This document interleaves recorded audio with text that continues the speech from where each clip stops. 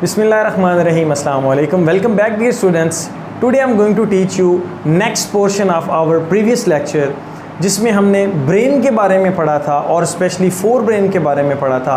आज हम mid brain, hind brain और स्पाइनल कॉर्ड के बारे में पढ़ेंगे।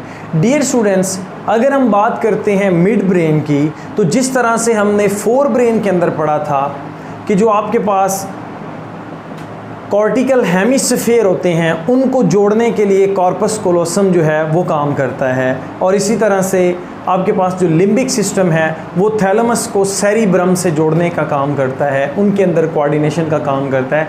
तो इसी तरह से जो आपके पास मिड ब्रेन है, ये फोर ब्रेन और हाइंड ब्रेन को आपस में कोऑर्डिनेट करवाने का, जोड़ने का काम करता है।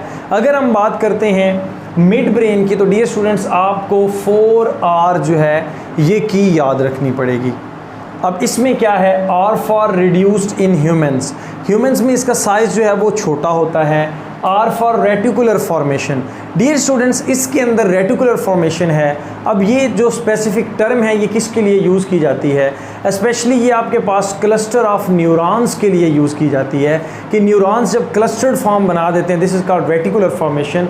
अब ये रेटिकुलर फॉर्मेशन जो है ये रिले सेंटर का काम करती है। आप ऐसे ही समझ लें, स्क्रीनिंग का काम करती है। जो भी आपके पास अप्रोप्रिएट स्टिमुलाई या इंफॉर्मेशन आएगा उसकी ये क्या करेगी, स्क्रीनिंग करेगी। स्क्रीनिंग करने के बाद उसको बाकी जो पोर्शन होंगे ब्रेन के वहाँ तक पहुँचा दिया जाएगा। ये काम होता है रिले सेंटर का, और we can say reticular formation का। तो यहाँ पर देखें, क्लस्टर ऑफ न्यूरॉन है, स्क्रीनिंग ऑफ सेंसरी इंफॉर्मेशन है before sending to other parts of the brain.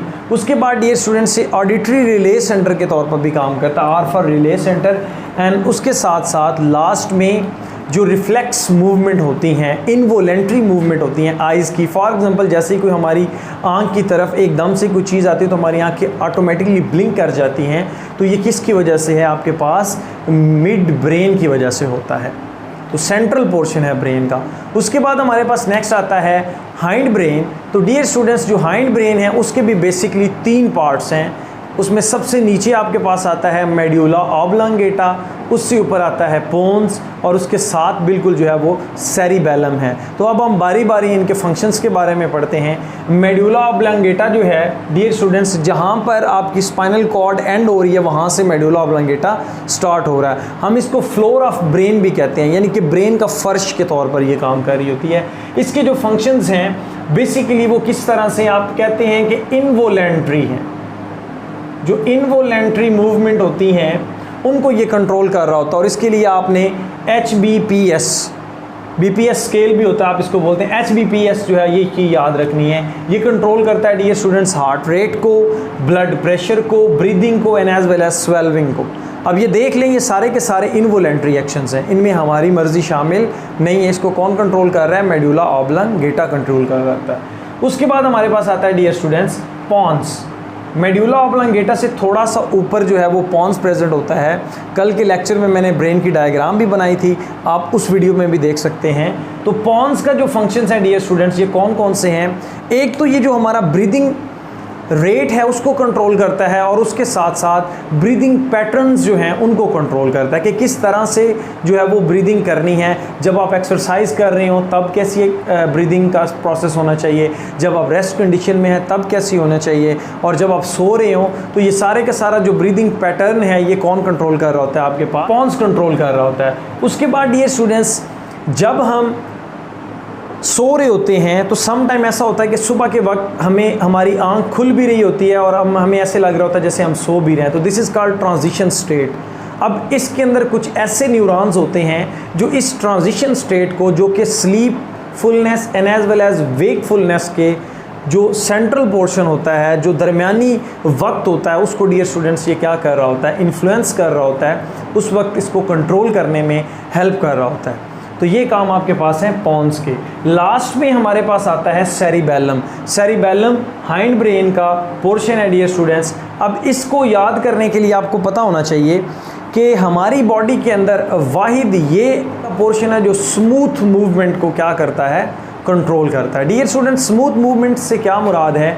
For example जैसे आपने नीडल के अंदर थ्रेड डालना हो, सुई के अंदर धागा डालना है, या इसी तरह से आपने कोई बहुत ही फाइन मूवमेंट करनी है, तो वो कौन कंट्रोल कर रहा होगा? सेरिबेलम कर रहा होगा। उसके साथ साथ बॉडी की जो पोजीशन है उसको कौन मेंटेन करता है? सेरिबेलम जो है वो मेंटेन कर रहा होता है। और लास्ट में हमारे पास आता है डियर स्टूडेंट्स, ये भी हिप्पोकैम्पस की तरह लर्निंग में and as well as memory storage में हेल्प करेगा। जो हम चीज़ें सीखते हैं वो हमारी मेमोरी के अंदर स्टोर हो जाती हैं। उसमें कौन हेल्प कर रहा होता है? सेरिबेलम कंट्रोल कर रहा होता है उसको, और हेल्प भी कर रहा होता है। अब ये जो मेमोरी से रिलेटेड बात है, ये बर्ड्स के अंदर बहुत ज़्यादा ये वेल डेवलप होता है। कैसे डियर स्टूडेंट्स? फॉर एग्जांपल हम बात करते हैं पिजन्स की, तो पहले वक्तों में पिजन्स को जो है वो एक डाकिए के तौर पर जो है वो उससे काम लिया जाता था एक जगह से दूसरी जगह पैगाम रसानी के लिए। तो पिजन के अंदर ये वेल डेवलप होता है। क्यों? पिजन्स जो हैं वो एक जितना भी, चाहे आसमान वाली साइड पे हवा में जितना भी उड़ लें डियर स्टूडेंट्स, एट लास्ट वो अपने घर की तरफ ही आते हैं। बेशक आप उनको एक शहर से दूसरे शहर में ले जाएं, वो ऑटोमेटिकली उनका नेविगेशन सिस्टम इतना स्ट्रांग होता है कि वो डायरेक्ट अपने घर की तरफ आएंगे। उसके साथ साथ डियर स्टूडेंट्स साइबेरियन बर्ड्स हैं जो साइबेरिया से पाकिस्तान के अंदर आते हैं।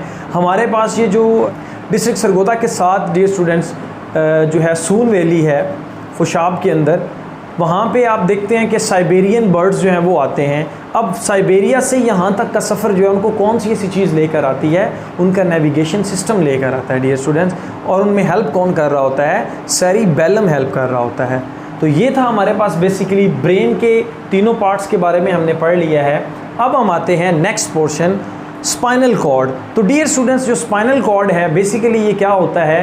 एक ओवल शेप है, मतलब अंडे की तरह है इसकी अपीयरेंस, हॉलो है अंदर से, और सिलेंडर है पूरे का पूरा। सिलेंडर, हॉलो सिलेंडर, यानी कि along the length of vertebral column, vertebral column की पूरी लेंथ में ये रन कर रहा होता है डियर स्टूडेंट्स। ओवल भी है, एग लाइक अपीयरेंस है इसकी, एग की जैसे शेप होती है लाइक इस तरह से, और हॉलो भी होता है अंदर से। अब इसके डियर स्टूडेंट्स बेसिकली दो पार्ट्स होते हैं, एक होता है इनर पार्ट्स और दूसरा होता है आउटर पार्ट। जो इनर पोर्शन है आपके पास वो बटरफ्लाई की तरह है, जैसा कि ये मैंने आपको दिखाया हुआ है। अब ये जो बटरफ्लाई की तरह, इसको हम बोलते हैं ग्रे मैटर।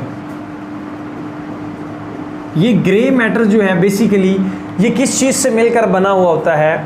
ये आपके पास सेल बॉडीज से मिलकर बना हुआ है। और नॉन माइलिनेटेड न्यूरॉन्स जो हैं बेसिकली वो आपके पास कौन से हैं? इंटर न्यूरॉन है, एसोसिएटिव न्यूरॉन है। नॉन माइलिनेटेड न्यूरॉन्स की जो फाइबर्स होती हैं वो इस एरिया के अंदर बहुत ज़्यादा होती हैं, और सेल बॉडीज़ ज़्यादा होने की वजह से, न्यूक्लियस की रेशियो ज़्यादा होने की वजह से इसका कलर जो है वो आपको ग्रे दिखता है। और इसकी अपीयरेंस जो है डियर स्टूडेंट्स वो बटरफ्लाई की तरह आप देख सकते हैं। इसके बाहर अगर आप देखते हैं तो आउटर पोर्शन है, आउटर पोर्शन को हम वाइट मैटर भी बोलते हैं। और वाइट मैटर के अंदर ये जो आपके पास है, this is called white matter.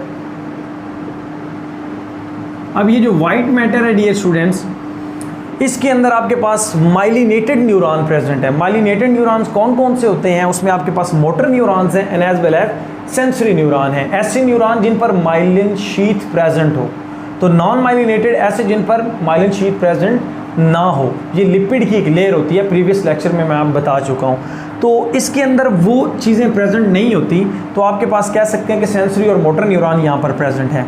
अब डियर स्टूडेंट्स, स्पाइनल कॉर्ड का काम क्या होता है? एक तो ये पेरिफेरल नर्वस सिस्टम को ब्रेन के साथ कनेक्ट करने में हेल्प करती है, या आप कह सकते हैं बॉडी से जितने भी मैसेजेस होंगे, या फिर आप कह सकते हैं कि बॉडी के जितने भी मैसेजेस होंगे उनको वाया स्पाइनल कॉर्ड गुजार कर कहाँ पर भेजा जाता है? ब्रेन के पास भेजा जाता है, जहाँ से वो क्या कर सकते हैं? प्रोसेस होते हैं और उसके मुताबिक रिस्पॉन्स जनरेट किया जाता है। तो एक तो काम है इसका ये। उसके साथ साथ डियर स्टूडेंट्स, हमने रिफ्लेक्स एक्शन के टॉपिक में पढ़ा था कि ये जो स्पाइनल कॉर्ड है आपके पास, ये क्या करती है? जैसे ही इंफॉर्मेशन आती है तो ये उसको प्रोसेस होने के बगैर इंटर न्यूरॉन से ही वापस क्या कर देती है? मोटर न्यूरॉन के पास मैसेज को भेज देती है। तो इससे हम कह सकते हैं कि ये रिफ्लेक्स एक्शन को या रिफ्लेक्स मूवमेंट जो होती हैं उनको कंट्रोल करने में हेल्प करती हैं। सो ये आज का हमारा लेक्चर था डियर स्टूडेंट्स।